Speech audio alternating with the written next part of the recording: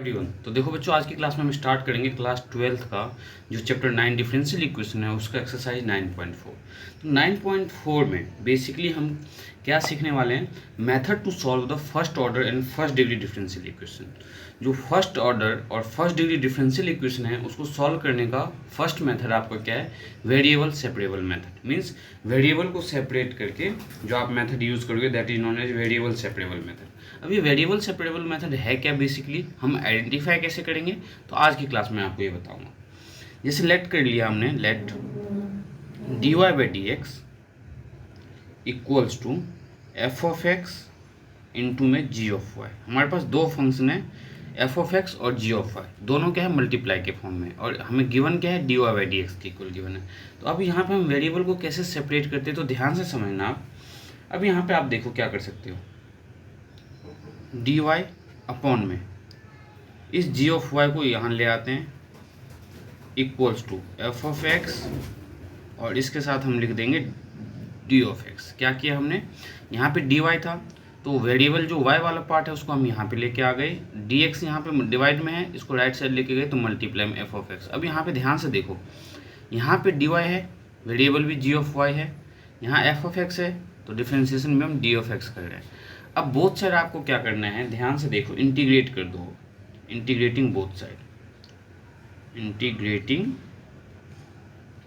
Both side. जब हम both side integrate करेंगे तो क्या आएगा, ये इंटीग्रेशन का साइन डी वाई अपॉन में जी of y equals to integration f of x upon में डी ऑफ एक्स। तो यहाँ पे जो फंक्शन हमारा होगा, यहाँ पे बेसिकली हम इसे इंटीग्रेट कर देंगे। तो ये हमने वेरिएबल को कैसे सेपरेट किया, जब आप 2-3 क्वेश्चन सिमिलरली इसे एक ही टाइप के क्वेश्चंस को देखोगे तो समझ में आ जाएगा। तो फर्स्ट क्वेश्चन हम एक्सरसाइज का स्टार्ट करते हैं। इसे इंटीग्रेट हम इसलिए नहीं करेंगे क्योंकि फंक्शन डिफाइन नहीं है कि एफ ऑफ एक्स हमें लेना क्या है और जी ऑफ वाई क्या लेना है। ठीक है, हमने बस आपको यहाँ पे सेपरेट कैसे करना है ये समझाया है। तो नाउ एक्सरसाइज 9.4 का जो फर्स्ट क्वेश्चन है उसमें आपके पास गिवन है D Y by D X equals to 1 minus cos X upon में 1 प्लस कॉस एक्स। ये एक्सरसाइज 9.4 का फर्स्ट क्वेश्चन है। अब हम इसको कैसे सेपरेट करेंगे, कैसे सिंप्लीफाई करेंगे, तो ध्यान से देखो, इसमें y तो है ही नहीं, तो हम इसको कैसे सॉल्व करने वाले हैं।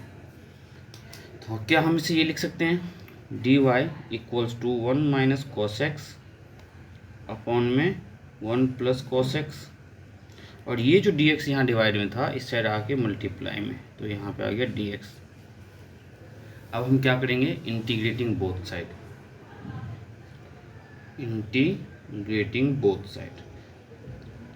इंटीग्रेटिंग बोथ साइड हम क्यों लिखते हैं, क्योंकि हमें इंटीग्रेशन का साइन लेना होता है। इंटीग्रेटिंग बोथ साइड, जब आपने इंटीग्रेट किया तो यहाँ आ जाएगा डी वाई, यहाँ इंटीग्रेशन का sign 1 minus cos X upon में 1 प्लस कॉस एक्स, और इसके साथ डी एक्स।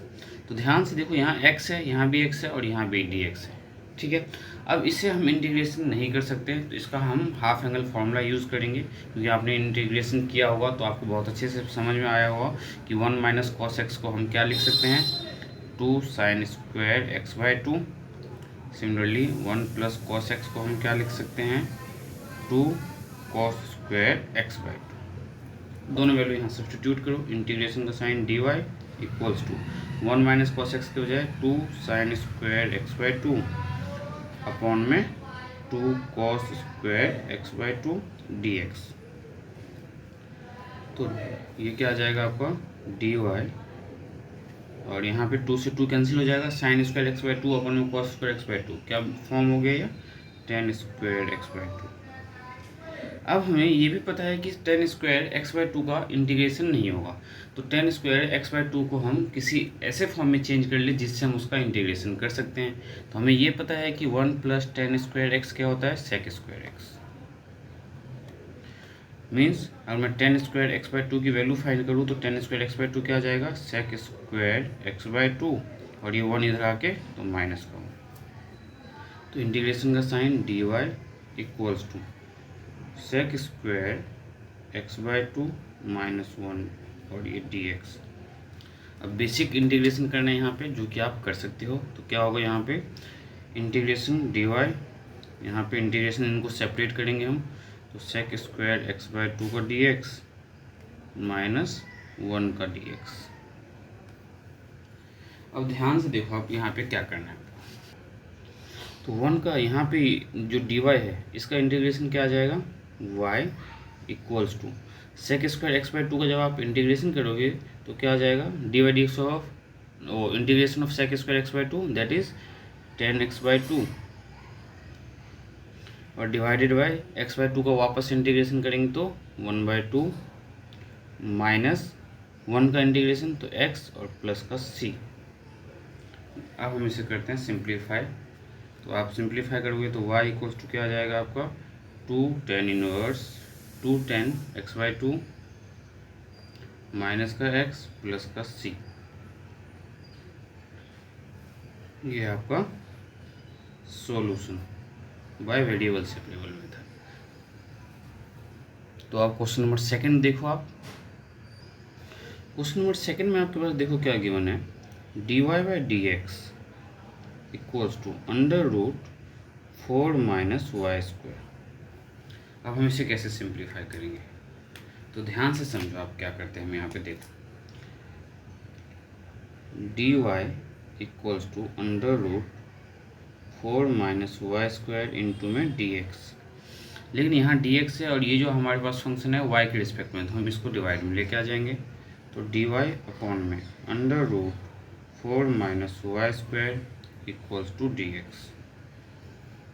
अब आप क्या करोगे, तो इंटीग्रेटिंग बोथ साइड, क्योंकि यहाँ भी dy यहीं भी मीन जो वेरिएबल है उसको एक साथ रखना है, तो integrating both side, integrating both side. जब आप दोनों साइड इंटीग्रेशन करोगे तो dy अपॉन में क्या आ जाएगा, √4 माइनस वाई स्क्वायर और equals to dx।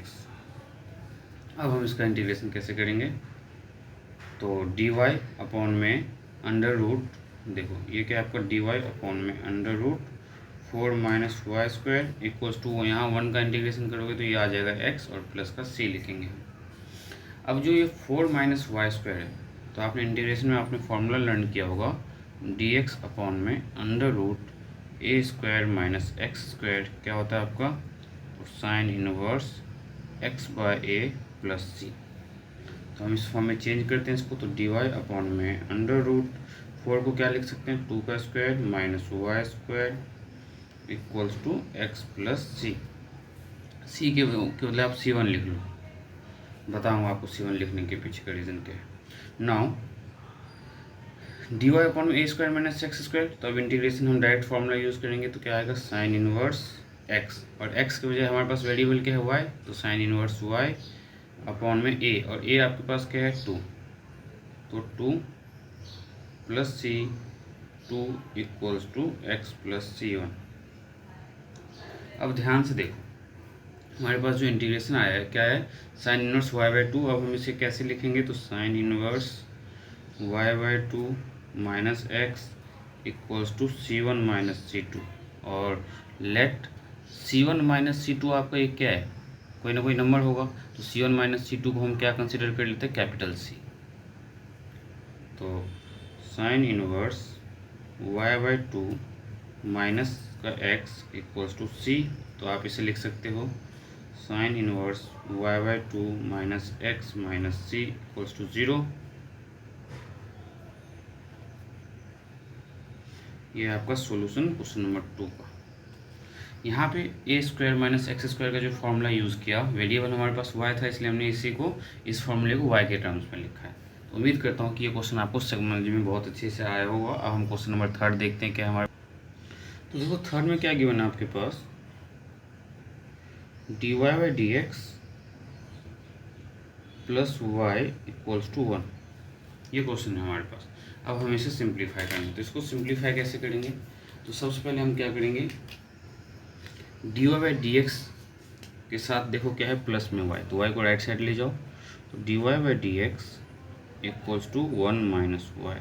Now dy equals to 1 minus Y को ब्रैकेट में रखा और dx को इधर लेके आए, लेकिन यहाँ जो वेरिएबल है y है और डिफरेंट इंटीग्रेशन हम करेंगे x के रिस्पेक्ट में, तो हम इसे डिवाइड में लेके आ जाएंगे। तो dy अपॉन में 1 minus Y equals to dx।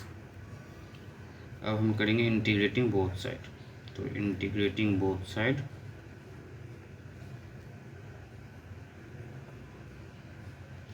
अब यहाँ पे इंटीग्रेशन का साइन लगाते हुए आप लिखोगे dy अपॉन में 1 minus Y equals to integration of 1 dx।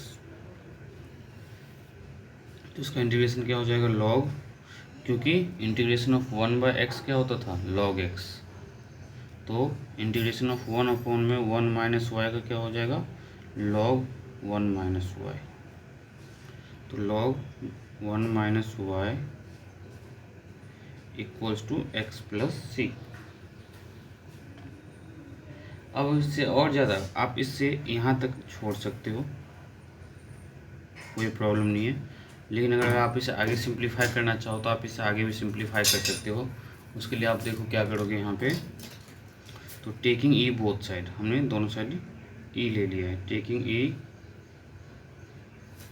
Both side. जब हमने बोथ साइड ई लिया तो आपको क्या मिलेगा, 1 minus Y equals to e raise to power x plus c. तो 1 minus e raise to power x